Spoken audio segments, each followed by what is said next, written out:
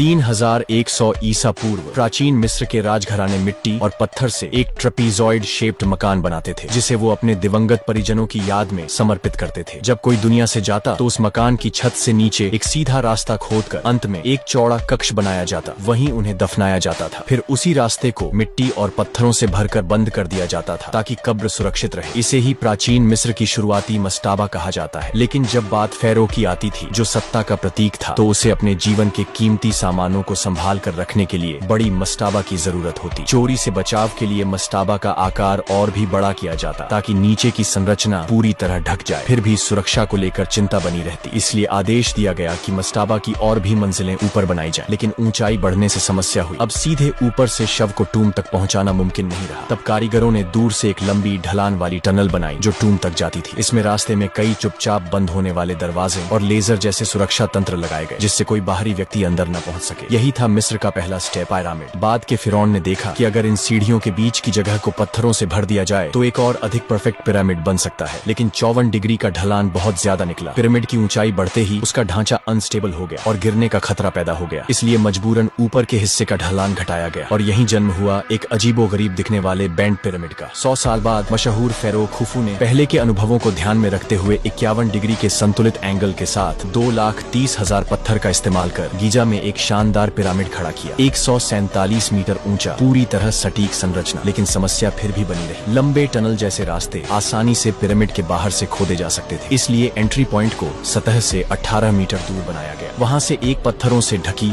झुकी हुई और नीची टनल सीधे नीचे के बैरियल चेंबर तक जाती थी। पर खुफू ने एक और जरूरी बात नोटिस की। उसका पिरामिड इतना विशाल था कि अगर टूम को बीच के हिस्से में बनाया जाए तो वो न सिर्फ सन गॉड के और करीब होगा, बल्कि पहले से ज्यादा सुरक्षित भी रहेगा। बाद में एक और हिडन चेंबर पिरामिड के और भी नीचे जोड़ा गया और अंत में ऊपर नीचे आने जाने के लिए असेंडिंग और डिसेंडिंग टनल्स के बीच एक नई मिडिल पैसेज बनाई गई। और यही हुआ मिस्र के सबसे बड़े पिरामिड, खुफू पिरामिड का जन्म। 2,30,000 पत्थरों में से हर एक का वजन एक बड़े ट्री ट्रंक जितना भारी था। बेस की चारों डायरेक्शंस पूरी तरह से नॉर्थ, साउथ, ईस्ट, वेस्ट से अलाइंड थी और किनारों की लंबाई में डिफरेंस सिर्फ 2 मिलीमीटर था। सवाल ये